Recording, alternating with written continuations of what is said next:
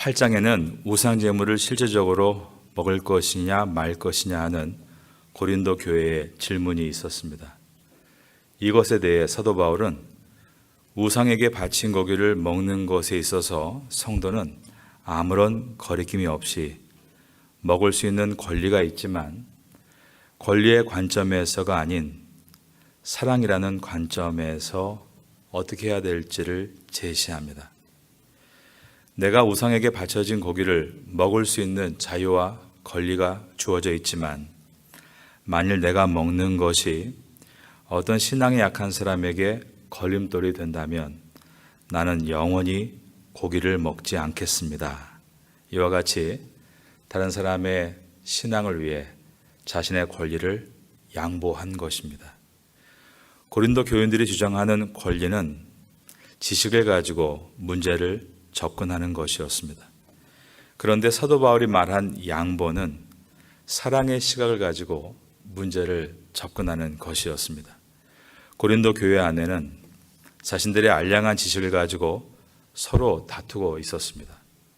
나는 바울 파라느니, 나는 아볼로 파라느니, 나는 게바 파라느니 하며 그들이 가지고 있는 자신의 지식을 가지고 신념을 만들어 대립하고 있었던 것입니다. 영적인 것에 대해서도 과시하는 일에 사용했습니다.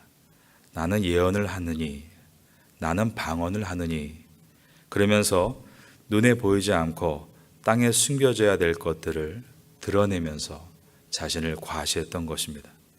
한마디로 고린도 교회 안에는 지식은 많았지만 사랑이 적었습니다. 그 결과 공동체 안에서 하나됨에 힘쓰지 않고 분열을 초래했고 교회에 덕을 세우는 것에 관심을 쏟지 않고 자기들의 권리를 세우는 데만 관심을 쏟고 있었던 것입니다. 이런 상황 속에서 사도 바울은 먼저 8장에서 고기를 먹는 문제와 관련해서 그것이 형제를 실족하게 하는 결과를 가져온다면 영원히 고기를 먹지 않겠다라고 말합니다. 그 당시에 고린도 도시에서 고기는 값싼 음식이었습니다. 제단에 바쳐진 고기들이 아고라라는 시장으로 흘러내려올 때 고린도 도시인들에게 이 고기는 쉽게 구할 수 있는 값싸고 영양가 있는 기호식품이었습니다.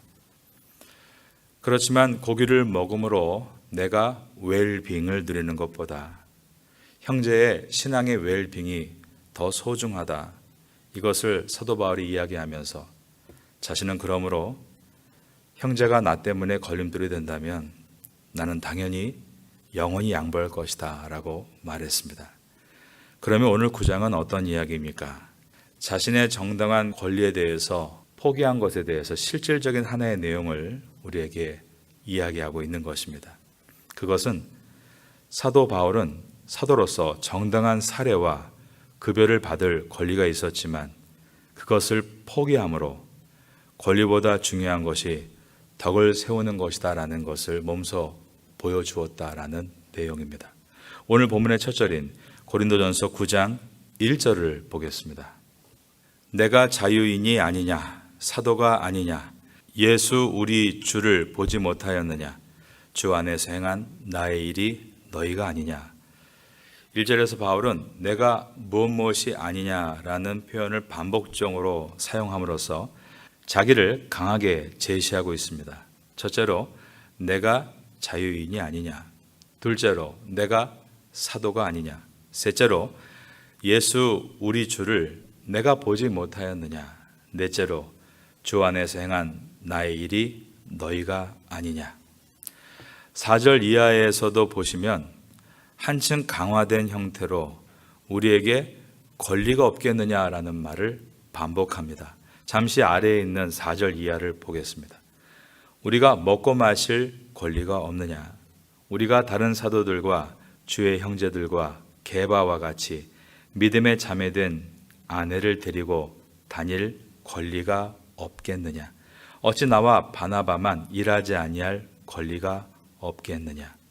권리에 관해서는 바울 자신에게는 누구에게도 뒤지지 않을 정당한 권리들이 있음을 그는 마치 터진 보물과 같이 쏟아냈습니다.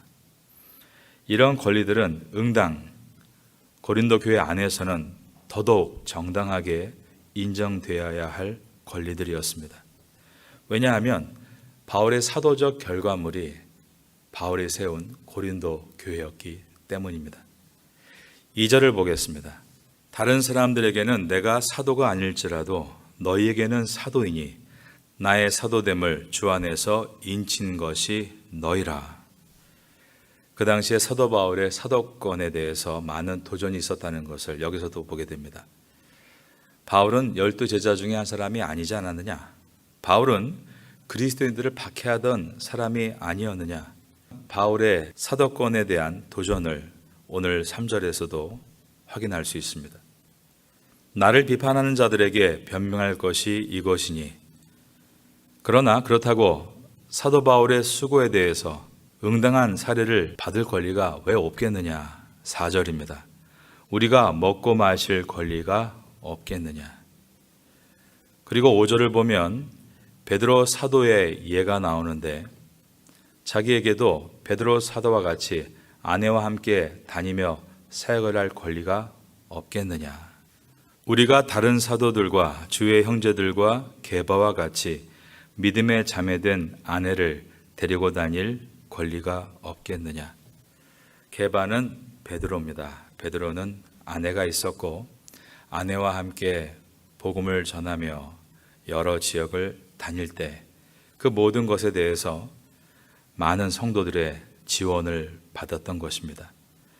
사도 바울은 응당 그 모든 것에 있어서 동일하게 지원받을 수 있는 사도 중에 한 사람이었습니다. 계속해서 질문으로 이어집니다. 6절입니다. 어찌 나와 바나바만 일하지 아니할 권리가 없겠느냐? 이 말은 바울과 바나바도 또 어떤 때에는 쉴 수 있는 것 아니냐? 그러한 권리가 자기에게 분명히 있다라고 말을 합니다. 그러면서 몇 가지 예를 듭니다. 첫째로 군인이 자기 비용으로 군복무를 하느냐? 그렇지 않죠. 군인은 국가에서 주는 정당한 월급을 받고 일을 합니다. 포도를 심은 농부 가운데 포도 열매를 먹지 않는 농부가 있느냐? 그렇지 않죠. 포도밭에 있는 농부는 수확의 일부분을 가지고 가는 것입니다. 셋째로 양떼를 기르는 목자 가운데 그 양떼의 젖을 먹지 않는 목자가 있느냐? 목자는 양의 젖을 필요한 만큼 가져가는 것입니다.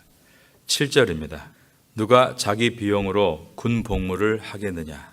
누가 포도를 심고 그 열매를 먹지 않겠느냐? 누가 양떼를 기르고 그 양떼의 젖을 먹지 않겠느냐? 이것은 일반 세상에서도 통용되는 기본적인 이야기들이고 또한 성경에도 나오는 이야기다라고 했습니다. 8절입니다. 내가 사람의 예대로 이것을 말하느냐? 율법도 이것을 말하지 아니하느냐? 모세의 율법에 곡식을 밟아 떠는 소에게 망을 씌우지 말라 기록하였으니 하나님께서 어찌 소들을 위하여 염려하심이냐? 이 뜻은 소가 일을 해도 지치거나 쓰러지지 않도록 입에 망을 풀고 먹으면서 일하게 한다는 것입니다. 하물며 그것이 소들을 위하여 이겠느냐? 그 밭의 일꾼들을 위한 것 아니냐? 하나님께서 고귀하게 보시는 하나님의 종인 사도 바울이 그러므로 이러한 먹고 마시고 힘을 얻는 것에 있어서 성도들에게 도움을 받는 것이 잘못된 것이겠느냐라고 묻고 있는 것입니다. 그래서 10절은 오로지 우리를 위하여 말씀하심이 아니냐라고 하면서 과연 우리를 위하여 기록된 것이니 밭가는 자는 소망을 가지고 갈며 곡식 떠는 자는 함께 얻을 소망을 가지고 떠는 것이라 라고 했습니다. 사도 바울은 우리가 알고 있는 대로 텐트 메이커, 천막을 짓는 일을 하면서 복음을 전했습니다. 처음에 목회를 할 때는 성도들의 도움을 받고 안정된 생활을 했지만 하나님의 소명을 통해 여러 지역을 순회하는 선교사가 된 후에 그는 그 지역에서 교회를 세우고 교회를 발전시켜 나아가면서 성도들에게 의지하는 것보다 자신의 직업을 가지고 일했던 분입니다. 물론 모든 목회자가 그분의 방법을 따를 수 있는 것은 아니라고 생각합니다. 그것은 선택과 집중에 대한 문제 때문입니다. 한국교회가 예전에 두 가지의 부류로 한번 크게 갈렸던 일이 있습니다. 그것은 오직 목회자는 목회의 길만 걸어야 한다라는 것이었고, 또 한 부류는 목회자는 자기의 직업을 가지고 사도 바울과 같이 걸어가야 한다라는 것이었습니다. 둘 다 틀린 것은 없고, 그러나 그 효율성에 있어서 오직 목회의 길을 걸으며 자립, 자족, 자급, 오직 하나님만 의지하고 교회를 섬기며 온 열정을 희생하며 목회한 목회자들은 오히려 많은 성도들을 믿음으로 세우고 또 교회를 부흥시켰습니다. 왜냐하면 이것은 교회 목회이기 때문에 그렇습니다. 그런데 교회 목회를 일반적인 직업을 가지고 하려고 했던 분들, 가령 교회 앞에 뜰에 돼지를 키우고 닭을 키우고 그것을 길러서 값을 받아서 교회를 운영하려고 했던 여러 가지 시도는 잘 이루어지지를 않았습니다. 처음에는 그렇게 뭔가를 사업을 했던 분들이 더 잘 되는 것처럼 보였습니다. 그러나 처음에는 정말 어렵고 목회의 길이 힘들었지만 오직 하나님만 의지하고 나아갔던 분들이 승리하게 된 일들이 더 많았던 것입니다. 제가 알고 있는 아주 훌륭한 목사님이 한 분이 계십니다. 강한호 감독님입니다. 저희 교단은 아니지만 감리교단에는 목사님들을 또 위에서 이렇게 지도하는 감독이라는 직분이 있습니다. 그런데 이 목사님은 나이가 드시자 그런 완고했던 모습과는 다르게 후배 목사들에게 진솔한 이야기들을 많이 해주시기를 시작하셨습니다. 아마도 그러한 부끄러운 이야기를 통해서 후배 목사들이 뭔가를 배우기를 바라셨던 것 같습니다. 한 번은 이런 얘기를 하셨습니다. 결혼하고 처음 목양지에 갔는데 정말 성도님들은 자기들을 너무 귀하게 섬겨주었다는 것입니다. 그러나 그 당시에 시대상이 워낙 가난하던 때였기 때문에 철없는 신혼부부 목사가 배가 고플 때면 신방을 갔다는 겁니다. 신방에 가면 큰 밥그릇에 밥을 한 그릇 떠주시고 된장찌개에 크게 한 그릇을 끓여주시면 그것을 염치불구하고 배가 나올 만큼 먹고 돌아왔다. 참 부끄러웠다라는 이야기들을 하셨습니다. 염치불구하고 음식을 얻어먹은 것이 부끄러웠다는 이야기이지만 그런 어려운 상황 가운데서도 이겨나간 것이 귀하다는 생각을 후배들은 갖게 됩니다. 9장 11절입니다. 우리가 너희에게 신령한 것을 뿌렸은즉 너희의 육적인 것을 거두기로 과하다 하겠느냐. 주의 종들이 하나님 말씀을 전하고 목양하면서 그 결과 성도들을 통해서 얼마간의 육체에 필요한 것을 거둔다고 그것이 어떻게 과하다 하겠느냐라는 질문입니다. 12절입니다. 다른 이들도 너희에게 이런 권리를 가졌거든 하물며 우리일까 보냐. 마지막에 내용이 중요합니다. 그러나 우리가 이 권리를 쓰지 아니하고 범사에 참는 것은 그리스도의 복음에 아무 장애가 없게 하려 함이로다. 성도가 자기의 권리를 주장하는 것보다 자기의 권리를 내려놓고 오히려 양보하는 이유를 여기서 말하고 있습니다. 그것은 예수 그리스도의 복음에 아무런 장애가 없게 하려 함이로다 라고 되어 있습니다. 우리는 많은 경우의 수를 봅니다.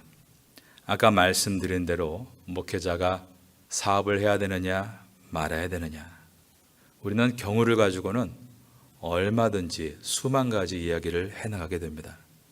바로 이것이 고린도 교회의 다툼이었습니다.